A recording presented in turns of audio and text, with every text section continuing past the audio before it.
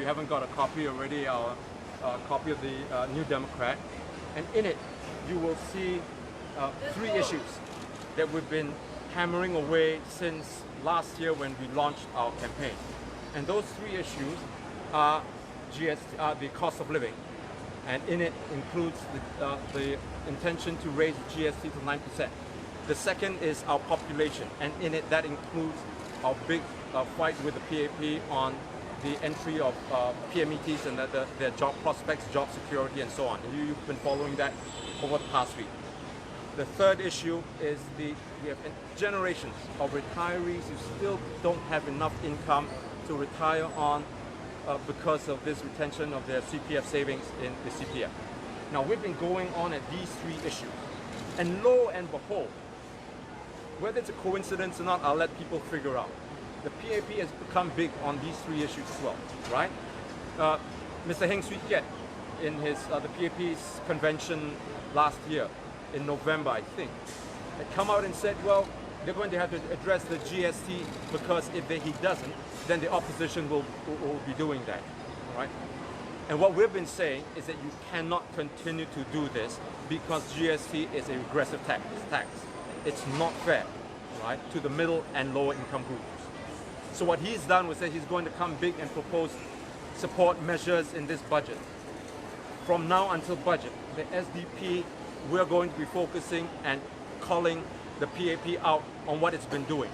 It's been taking taxpayers' money, putting in some of these measures, and then use that in the expenditure in the budget, and then tell people that because expenditure is so high, they've got to raise taxes again, GST again. Now the problem is that the GST has been earmarked for 2 big projects, right? Healthcare and infrastructure, right? So when they put in healthcare, they put it in Merdeka, your package and your Pioneer packages, and then they put that as part of your expenditure. Why don't you just try this? Okay, this outrageous idea of not raising taxes and not using the money then to give people before elections. That works too, isn't it? So this is what we're trying to go after, and this is one thing we'll be focusing on, and we want to give the PAP a heads up, saying that they had better make a lot of sense and not use this budget as a gimmick to win votes during these elections. Now, the second point that we've been doing is I won't elaborate on belabor on this because Paul and I, we've been talking about it in the last few days in the courts, and we're very worried. We know that Singaporeans are I've just been walking around, and at least a few people have already come up to us and said they're also very worried about the job security. Okay? Now, the other point that we've been emphasizing on, but before I go on, this issue about Minister Josephine Teo come out and said all of a sudden they want to do something about it. They want to tighten regulations on discriminatory practices in the hiring of foreigners. Now, this problem has been going on for years. We've been making the point in court as well. Say it just didn't start in 2015.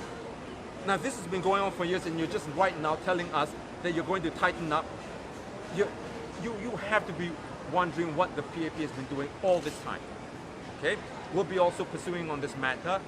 And third, as I said, retirees and whether they have enough income, right, for their golden years, the twilight years. And we've been harping on this fact and saying that Singapore government cannot do this to our retirees when they've worked for all their lives, played the games, paid their taxes, played the games by the rules, and now they find themselves without sufficient income. So what does the government do? And we've made this point that the payout is dragged up for 28 years. Right now, if you start doing it in 65, your last payout will come in 90 when you're 93 years old. Singaporeans were really giving us a lot of feedback and saying this doesn't make any sense at all. So what did the government do? It starts peeling back a little bit. No, right? It was in 19. Yeah. Making concessions. This is the biggest message that I want to send to Singaporeans right now. Because we've been harping on these points, because we've made it clear that in this coming GE, we're going to raise these issues and make it our platform. I'm not making this up because, as I said, you get a hold of our newspaper, you take our campaign card. We've been going on for years on this, and more intensively in this past few months. So the PAP knows it. Now it's beginning to backtrack on some of making concessions right now. Our message to the people is, if you want this whole PAP to be to moderate PAP's excessive policies, then get us into Parliament this time round, and you're going to be able to at least have us address, make them account for why they are raising the GST to 9%, on top of everything that we've increased over the past few years since the last GD. So these are issues that we want Singaporeans to talk about and to pay attention to, and going forward into the G and more immediately into this budget, this is what we're going to be addressing. All right, I'll just leave it to Professor Tambai to see if he has anything to add. Yeah, and in addition, these are national issues. They deal with the pocketbooks of Singaporeans, the daily lives of average Singaporeans. But we've also been on the ground. And I think some of you know what's been happening in Marsiling UT, where Brian has led a petition, which after years there have been residents who are disabled, who have to carry their family members down the stairs because the blocks were excluded from the lift upgrading program. Now, fortunately, finally, after all the efforts of the SDP, the residents themselves working together, there is some indication that the lift will stop at every floor. And so these disabled residents will be able to get more mobility and access to the public. That's just one example of some of the issues that we're dealing with. As we walk the ground, we find out what are some of the concerns of people, concerns that sometimes have fallen on deaf ears, or sometimes have resulted in solutions which may not be that appropriate, because the groupthink within the PAP and the PA has made it very difficult sometimes for residents to get through with issues that really matter to them. So it's great to have an alternative, and that's what the SDP wants to be the voice in Parliament of people who are currently not being heard. I think we'll take a few questions. Yeah. Have there been any new issues that come out from the ground and you'll be walking the ground, or something that is not? One thing that the younger generation, the millennials, are very concerned about is climate change. And we'll be addressing that, and we'll be coming up with a policy for that. And that's to make sure that, look, this is an existential matter that they are all very concerned with. And it's no hope, believe me. Weather patterns have just gone berserk of late, and this is something which we want to raise as well, and to be able to reach out to the younger voters as well. And can we just ask about this morning's Facebook post about the lift upgrading? Have you said this should be a matter that should be picked up by you guys, because it came from you guys. Ask why the producer, ask Miss Edwards. She had said what she said, and then it was alerted to us by the residents there. I saw it before I had gone to court that morning, and all the residents were all set in terms of getting the upgrading. So I said, okay, I put up the post, and then somehow or other by lunchtime, they've taken that segment off, and I can tell you, if you've seen the editing in there, it was, I may not be a professional, but you can tell that it was hastily done, and they just put a voice over what she was saying. Look, you don't do that, correct? At the very, very least, if you say there was a mistake, there was a mistake. You don't have to just edit and then put it as in say that maybe she didn't say what she said, but it was very clear cut, and it was a good thing that we got some screenshots over there and we just put it up. Subtitles, yeah, subtitles.